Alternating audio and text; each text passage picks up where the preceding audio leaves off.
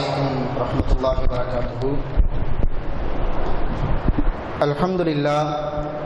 الحمد لله نحمده ونستعينه ونستغفره ونعوذ بالله من شرور أنفسنا ومن سيئات أعمالنا من يهده الله فلا مضل له ومن يضلل فلا هادي له وأشهد أن لا إله إلا الله وحده لا شريك له وأشهد أن محمدا عبده ورسوله أما بعد فقد قال الله تعالى في القرآن العظيم وفي الفرقان المجيد فأعوذ بالله من الشيطان الرجيم بسم الله الرحمن الرحيم يا أيها الذين آمنوا اتقوا الله حق تقاته ولا تموتن إلا وأنتم مسلمون قال نبينا صلى الله عليه وسلم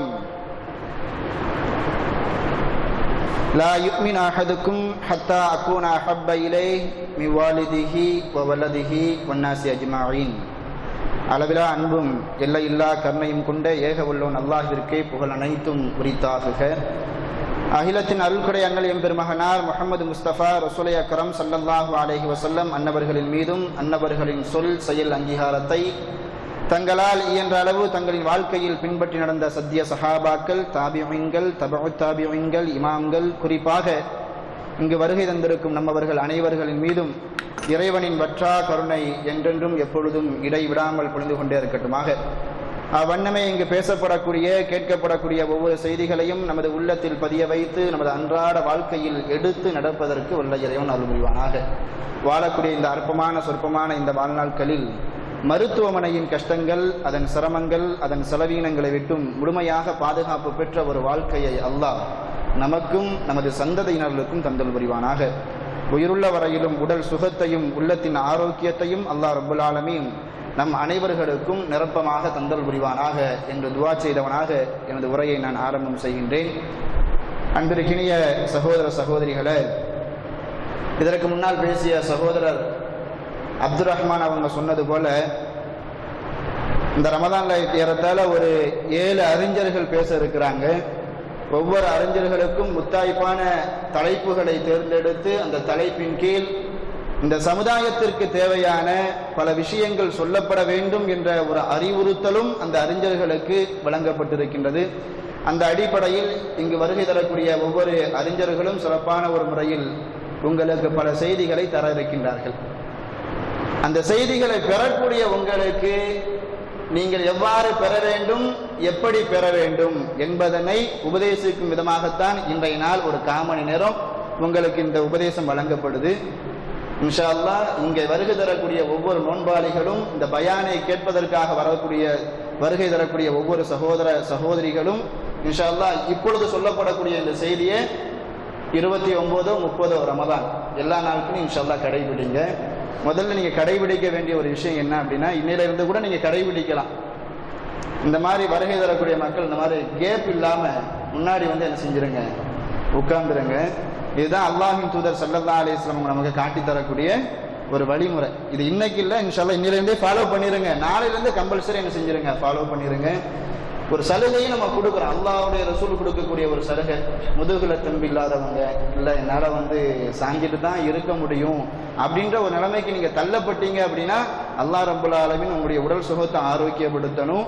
இல்லை நம்மளால இருக்க முடியும் அப்படின்னு இருக்கக்கூடியவங்க என்ன செஞ்சிருங்க, அதை சாயாம நேரில் தெம்பா இருங்க. சரிங்களா? இது முதல் உபதேசம். இது இங்க பயானுக்கு வரக்கூடிய மக்களுக்கு. நோன்பு வைக்கக்கூடிய நோன்பாளிகளுக்கு அல்லாஹும் அல்லாஹுடைய ரசூலும் சில ஒழுக்கங்களையும் சில மாண்புகளையும் சொல்லி தராங்க. அதை கட்டாயமா என்ன செய்யணும், ஒவ்வொரு நோன்பாளிகளும் கடைபிடிக்கணும். அந்த நோன்பாளிகள் அந்த கண்ணியத்தை கடைபிடித்தாதான் நோன்பு வைக்கிறதுக்கே ஒரு அர்த்தமா இருக்குமா. அப்படி இல்லை அப்படின்னா நோன்பாளிகள் நோன்பு வச்சதுக்கு எந்த ஒரு பலனுமே இல்லை அப்படின்னு சொல்லிட்டு ஸல்லல்லாஹு அலைஹி வஸல்லம் அவங்க சொல்லுவாங்க. அந்த அடிப்படையில இங்கு வருகை தந்திருக்கக்கூடிய ஒவ்வொரு சகோதர சகோதரிகளும் தனது உள்ளத்தில் முத்தாய்ப்பான சில செய்திகளை இங்கு சொல்லப்படும். 5 செய்தி சொல்லப்படும். இந்த 5 செய்திகளை நீங்க உள்ளத்துல பதிய வச்சுட்டீங்க அப்படின்னா கண்டிப்பா இந்த ரமலான் மாதம் உங்களுக்கு பயனுள்ள ஒரு மாதமாக இருக்கும். முதல் செய்தி என்ன? அல்லாஹ் ரப்புல் ஆலமீன் ஒரு வருஷத்துக்கு 12 மாசங்களை ஏற்படுத்தி இருக்கிறான். இந்த 12 மாதத்துல எந்த மாதத்திற்கும் கொடுக்காத ஒரு சிறப்பை இந்த ரமலான் மாதத்திற்கு கொடுத்திருக்கிறான். பெரிய சிறப்பை கொடுத்திருக்கிறான். 1000 மாதங்கள் நின்று வணங்கிய நன்மைகள், இந்த மாசத்துல தான் அல்லாஹ் ரப்பல் ஆலமீன் நன்மையையும் தீமையையும் பிரித்து அறியக்கூடிய, பிரித்து காட்டக்கூடிய ஒரு குர்ஆனை இங்கே இறக்கி வச்சிருக்கிறார். அது மாத்திரமல்லாது இன்னும் சில சிறப்புகளை என்ன செய்யறான், சொல்லி காமிக்கிறான். ஸல்லல்லாஹு அலைஹி வஸல்லம் சொல்றாங்க பாருங்களேன், இதா கான அவ்வலு லைலத்தி மின் ஷஹ்ரி ரமதான், ரமதான் மாதத்தினுடைய முதல் இரவு வந்து விட்டால், அதாவது இன்னைக்கு ஸல்லல்லாஹு அலைஹி வஸல்லம் சொல்றாங்க, இன்னைக்கு ஒரு வானவர் என்ன செய்யறாராம், இந்த உலகத்திற்கு இறங்கி வந்து இப்படி சொல்றாராம், சுஃபிதத்தி ஷயாத்தீன் வ மரதத்துல் ஜின், கெட்ட எண்ணங்களை உருவாக்கக்கூடிய, நன்மையின் பக்கம் நம்மை செல்ல விடாமல் தடுக்கக்கூடிய ஜின்களாக இருக்கட்டும், ஷைத்தான்களாக இருக்கட்டும், அது போன்ற கெட்ட வஸ்வாஸ் உள்ள ஜின்களையும் ஷைத்தான்களையும் அல்லாஹ் கெட்டி போட்டுறாங்க. அடுத்து சொல்றாங்க, வஹுல்லிகத் அப்வாபுன் நார், நரகத்துடைய வாசல்கள் அடைக்கப்படுகின்றது. ஃபலம் இஃப்தஹ் மின்ஹா பாபுன், அந்த நரக வாசல்ல இருந்து எந்த ஒரு வாசலும் திறக்கப்பட்டே இருக்காது. இதுக்கு ஒரு அர்த்தம் என்ன, இந்த மாசத்துல யாராச்சும் இறந்து போயிட்டாங்கன்னா நரகத்துக்கு போக மாட்டாங்க, நரகத்துடைய வாசல் அடைக்கப்பட்டு இருக்கும், அதனால இந்த மாசத்துல யாராச்சும் இறந்து போனாங்கன்னா சொர்க்கத்துக்கு போயிருவாங்க அப்படின்னு நீங்க நினைச்சிடக்கூடாது. இதுக்கு விளக்கத்தை இமாம்கள் நமக்கு சொல்லித் தரும்போது எப்படி சொல்லித் தராங்க, ஒரு மனுஷன் என்னென்ன பாவங்கள் செய்தால் நரகத்திற்கு போவானோ அந்த பாவங்கள் எல்லாம் செய்யாத அளவிற்குண்டான வாய்ப்புகளை அல்லாஹ் இந்த மாசத்துல ஏற்படுத்தி தரான். நமக்கே தெரியும், மத்த மாசத்துல செய்யக்கூடிய பாவங்களை இந்த மாசத்துல நம்ம நிப்பாட்டிடுவோம். எல்லா மாசத்திலையும் நிப்பாட்டணும். குறுகிய உள்ளம் படைத்தவர்களாக இருக்கக்கூடிய நம்மவங்க என்ன செய்யறோம், மற்ற மாசத்துல பெரும் பெரும் பாவங்களை செய்யறோம். எல்லா மாசத்திலையும் நிப்பாட்ட முடியாட்டாலும், வாழ்க்கை முழுவதும் நிப்பாட்ட முடியாட்டாலும், இந்த ஒரு மாசமாச்சும் நம்ம நிப்பாட்டுறோமா இல்லையா? இதைத்தான் ஸல்லல்லாஹு அலைஹி வஸல்லம் சொல்றாங்க, இந்த ரமலான் மாதம் வந்துவிட்டால் நரகத்துடைய வாயில்கள் அடைக்கப்படுகின்றது. நரகத்திற்கு செல்லக்கூடிய, நம்மை அழைக்கக்கூடிய, தள்ளக்கூடிய அந்த செயல்பாடுகள் எல்லாம் செய்யாத அளவிற்குண்டான வாய்ப்புகளை அல்லாஹ் நமக்கு ஏற்படுத்தி தரான். அடுத்து சொல்றாங்க ஸல்லல்லாஹு அலைஹி வஸல்லம், வஃபுதிஹத் அப்வாபுல் ஜன்னah, சொர்க்கத்துடைய வாயில்கள் எல்லாம் திறக்கப்படுகின்றது. ஃபலம் யுக்லக் மின்ஹா பாபுன், அதிலிருந்து எந்த ஒரு வாயிலும் வாசலும் அடைக்கப்படாது. இந்த காலத்துல தானே நிறைய தொழுகையாளிகளை நம்மளால பார்க்க முடியும், நிறைய நோன்பாளிகளை பார்க்க முடியும், நிறைய தான தர்மங்கள் செய்யக்கூடிய சாதுகீன்களை பார்க்க முடியும். இந்த மாசம் கழிஞ்சிருச்சுன்னா எல்லாருமே பழைய மாதிரி ஆயிடுவாங்க. இந்த ரமலான் மாசத்துல கூட ஒரு குறிப்பிட்ட நாட்கள்ல தான் தொழுகையாளிகளை பார்க்க முடியும், சில நாட்கள்ல தான் சதக்கா கொடுக்கக்கூடிய மக்களை பார்க்க முடியும். அப்ப இந்த மாசத்திலேயே கண்ணியா பண்ணக்கூடிய மக்கள் ரொம்ப ரொம்ப கம்மி. அப்ப மற்ற மாசத்துலாம் இருக்கவே மாட்டாங்க. இந்த பள்ளிவாசல் நமக்கு சொல்லித் தருதுல பாடங்கள், அதெல்லாம் அதுதான் நமக்கு உணர்த்துது. நம்ம ஸல்லல்லாஹு அலைஹி வஸல்லம் சொல்றாங்க, ரமலான் மாதம் வந்துவிட்டால் சொர்க்கத்துடைய வாசல்கள் எல்லாம் திறக்கப்படுகின்றது. நன்மையை செய்யக்கூடிய மக்கள் அதிகமாக இருப்பார்கள், நன்மையை அதிகமான செய்யக்கூடிய வாய்ப்புகள் இந்த மக்களுக்கு உருவாகிறது. அடுத்து ஒரு செய்தியை சொல்றாங்க, இதுதான் ரொம்ப ரொம்ப முக்கியமானது. இந்த இறங்கி வரக்கூடிய அந்த வானவர் சொல்லுவாராம், யுனாதி முனாதி, ஒரு வானவர் இப்படி சொல்றாரு, யா பாகியல் கைர், நன்மையை செய்ய வேண்டும் என்று ஆர்வம் கொண்டிருக்கக்கூடியவர்களே, அக்பில், நன்மையை அதிகம் அதிகம் செய்து கொள்ளுங்கள், நன்மையை செய்யக்கூடிய விஷயத்துல முந்திக் கொள்ளுங்கள். யாரு சொல்றாங்க, அந்த வானவர் சொல்றாங்களா. நம்ம எல்லாரும் தொழுகணும்னு சொல்லிட்டு வந்திருக்கிறோம்ல, அல்லாஹ்வுடைய அன்பை பெறணும்னு சொல்லிட்டு வந்திருக்கிறோம்ல, நரகத்தை விட்டு எப்படியாச்சும் நான் பாதுகாப்பு பெறணும்னு சொல்லிட்டு வந்திருக்கிறோம்ல, நம்ம போன 11 மாசங்கள் செய்த பாவங்களுக்கு எப்படியாச்சும் ஒரு பிராயச்சித்தத்தை தேடணும்னு சொல்லிட்டு வந்திருக்கிறோம்ல, இந்த மக்களை பார்த்து அந்த மலக்கு சொல்றாரா, அக்பில், முன்னேறி வாங்க முன்னேறி வாங்க அப்படின்னு சொல்றாங்க. அடுத்து சில மக்களை பார்த்து அந்த வானவர் சொல்றாரா, யா பாகியல் ஷர், இந்த ரமலான் மாசத்திலும் தீமையை செய்ய வேண்டும் என்று எந்த மனிதனுடைய உள்ளம் துடித்துக் கொண்டிருக்கின்றதோ அந்த ஆத்மாவை பார்த்து அந்த மலக்கு சொல்வாங்களா, அக்ஸிர், தீமை செய்வதை குறைத்துக் கொள்ளுங்கள், தீமை செய்வதை குறைத்துக் கொள்ளுங்கள். காரணம் என்ன, வலில்லாஹி உத்தகாஉ மினன் நார், இந்த ரமலான் மாசத்துல நிறைய பாவிகளை அல்லாஹ் நரகத்துல இருந்து சொர்க்கத்துக்கு கொண்டு போறானா. குல்ல லைலத்தின் ஒவ்வொரு நாள் இரவும் இது நடக்குதான். அல்லாஹ் ரப்பல் ஆலமீன் இந்த சிறப்பை மற்ற மாசத்துக்கு கொடுக்கல, ரமலான் மாசத்துக்கு தான் கொடுக்குறான். அதிகமான நன்மைகளை செய்யறோம், பாவங்களை விட்டு விலகி இருக்கிறோம், நன்மையின் பக்கம் முந்திக் கொள்றோம், பாவத்தை விட்டும் விலகி கொள்ள வேண்டும், மற்ற மக்களையும் விலகவும் நாம் செய்கின்றோம், நரகத்தை விட்டும் பாதுகாப்பு தேடுறோம். இந்த மாசத்தினுடைய சிறப்புல இது முக்கியமான ஒரு சிறப்பு. இந்த மாசத்தை என்ன செய்துக்கணும், சரியான ஒரு முறையில பயன்படுத்திக்கணும். இரண்டாவது விஷயம் என்ன, ரமலான் மாசத்தை அல்லாஹ் சங்கைப்படுத்தி இருக்கிறான். இந்த ரமலான் மாசத்தை நாமும் சங்கைப்படுத்தணும். இந்த ரமலானுடைய பிரத்யேகமான ஒரு அமல் என்ன, நோன்பு. இந்த நோன்பை நாமும் கண்ணியப்படுத்த வேண்டும். நோன்பை எப்படி கண்ணியப்படுத்தணும், ஸல்லல்லாஹு அலைஹி வஸல்லம் சொல்றாங்க, வல்லதி நஃப்ஸி பியதிஹி லஹலூஃபு ஃபமிஸ் ஸாயிமி. அல்லாஹ் ரமலான் மாசத்தை மட்டும் கண்ணியப்படுத்தலையா, ரமலான் மாசத்தை யார் கண்ணியப்படுத்துறாங்களோ அவங்கள அல்லாஹ் கண்ணியப்படுத்துறான். பாருங்க எப்படி கண்ணியப்படுத்துறான். நோன்பாளி ஸல்லல்லாஹு அலைஹி வஸல்லம் சொல்றாங்க, என் உயிர் எவன் கைவசம் உள்ளதோ அவன் மீது சத்தியமிட்டு சொல்றேன், லஹலூஃபு ஃபமிஸ் ஸாயிமி அத்யபு இன்தல்லாஹி மிர் ரீஹில் மிஸ்க். நோன்பாளினுடைய வாயிலிருந்து ஒரு துர்வாடை வருது இல்ல, அந்த வாடை உங்களுக்கு வேண்டுமானால் அருவருப்பா இருக்கலாம், நமக்கு அருவருப்பா தான் இருக்கும். எவ்வளவு பெரிய இபாதத்தாலியா இருந்தாலும் சரி, ஒரு நோன்பாளி பக்கத்துல வந்து பேசும்போது வாடை ஒரு மாதிரி வித்தியாசமா இருந்துச்சுன்னா நம்ம முகம் சுழிச்சுன்னு பின்னாடி பெயரும், அவர்கிட்ட ஒன்றும் சொல்ல மாட்டோம், நமக்கு அருவருப்பா தான் இருக்குது. அல்லாஹ் என்ன சொல்றேன், உங்களுக்கு தான் அது அருவருப்பு, எனக்கு எப்படி தெரியுமா, இந்த உலகத்திலேயே நறுமணத்தின் தலையா இருக்கக்கூடிய மிஸ்கை காட்டிலும், அதான் உலகத்திலேயே மிகப்பெரிய நறுமணம், அதை காட்டிலும் இந்த நோன்பாளியுடைய வாயிலிருந்து வரக்கூடிய அந்த கெட்ட வாடை, அந்த துர்வாடை என்னிடத்தில் சிறந்தது என்பதாக அல்லாஹ் ரப்பல் ஆலமீன் சொல்லி காமிக்கிறான். இந்த ரமலான் மாசத்தை யாரு கண்ணியப்படுத்துறாங்களோ அல்லாஹ் அந்த மனுஷரை எப்படி கண்ணியப்படுத்துறான் பாருங்க. அல்லாஹ் கண்ணியப்படுத்துறான். அப்ப நம்ம என்ன செய்யணும், அல்லாஹ் கண்ணியப்படுத்தி இந்த ரமலான் மாதத்தையும் இந்த நோன்பையும் நம்ம என்ன செய்யணும், கண்ணியப்படுத்தணும். எப்படி கண்ணியப்படுத்தணும், ஸல்லல்லாஹு அலைஹி வஸல்லம் அவங்க சொல்றாங்க, மல்லம் யதா கௌல ஸூரி வல் அமல் பிஹி. இதை கண்டிப்பா ஒவ்வொரு நோன்பாளிகளும் கடைபிடிக்கணும். எந்த ஒரு மனிதர் நோன்பு வச்சுக்கிட்டு பொய்யான பேச்சுக்களை பேசுறதை விடலையோ, பொய்யான நடவடிக்கைகளை செய்வதை விட்டுவிடவில்லையோ, ஃபலைஸ லில்லாஹி ஹாஜத்துன் ஃபீ ஐ யதஅ தஆமஹு வ ஷராபஹு. யார் பொய் பேசுறதை விடலையோ, கெட்ட செயல்பாடுகளை செய்யறதை விடலையோ, அவர் பசிச்சிருந்தும் தாகித்திருந்தும் அல்லாஹ்ட்ட எந்த ஒரு நன்மையுமே பெற முடியாது. இன்னைக்கு நிறைய நோன்பாளிகள் அப்படித்தான் இருக்கிறாங்க. அல்லாஹ் நம்மை பாதுகாக்கணும். வாயாலேயே கெட்டு போயிடுறாங்க. அல்லாஹ் எந்த வாய்க்கு நறுமணத்தை கொடுக்கிறானோ அந்த வாயாலேயே இந்த நோன்பினுடைய செயல்பாடுகள் நன்மைகள் எல்லாத்தையும் பாழாக்கிடுறாங்க. நோன்பாளிகள் இந்த விஷயத்துல ரொம்ப ரொம்ப கவனத்தோட இருக்கணும். பொய்யான பேச்சுக்களை பேசக்கூடாது, புறம் பேசக்கூடாது. அடுத்தவரை பத்தி யாராச்சும் தப்பா பேசுற மாதிரி கழுவி குடிக்கிற மாதிரி நம்மள்ட்ட இந்த மாசத்துல வந்தாங்கன்னு வைங்களேன், மூஞ்சுக்கு நேரம் சொல்லிருங்க, இந்த மாதிரிலாம் பேசாதீங்க, மற்ற மாசத்துல பேசக்கூடாது, இந்த மாசத்துல குறிப்பிட்டு பேசவே கூடாதுன்னு சொல்லிட்டு என்ன செஞ்சிருங்க, முகத்துக்கு நேரம் சொல்லிருங்க. ஏன்னா ரமலான் மற்ற மாதத்தை விட ரமலான் மாசத்துல தான் பேச்சுக்கு ரொம்ப முக்கியத்துவம் கொடுத்து என்ன செய்வாங்க, வந்து பேசுவாங்க. அதிலும் குறிப்பா பள்ளியாசலாம் அந்த நிறைய மக்கள் கூட்டமா இருந்து பேசுவாங்க. அப்படி பேசும்போது ரொம்ப ஜாக்கிரதையா இருக்கணும். அடுத்த ஆளை பத்தி தவறா பேசிடக்கூடாது, கழுவி குடிச்சிடக்கூடாது, பொய்யான பேச்சுக்களை பேசிடக்கூடாது. அது போல நம்ம அமல் செய்யறோம். அமல் செய்யும் பொழுது அல்லாஹ்விற்காக வேண்டி அமல் செய்யறோம்னு சொல்லிட்டு ஒரு எண்ணத்தை வச்சுக்கோங்க.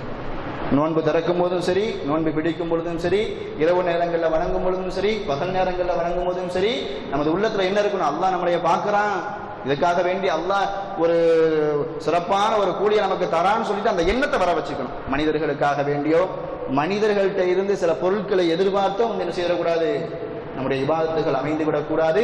இதை ரொம்ப கவனத்தோடு என்ன செய்துக்கணும், வச்சுக்கணும்.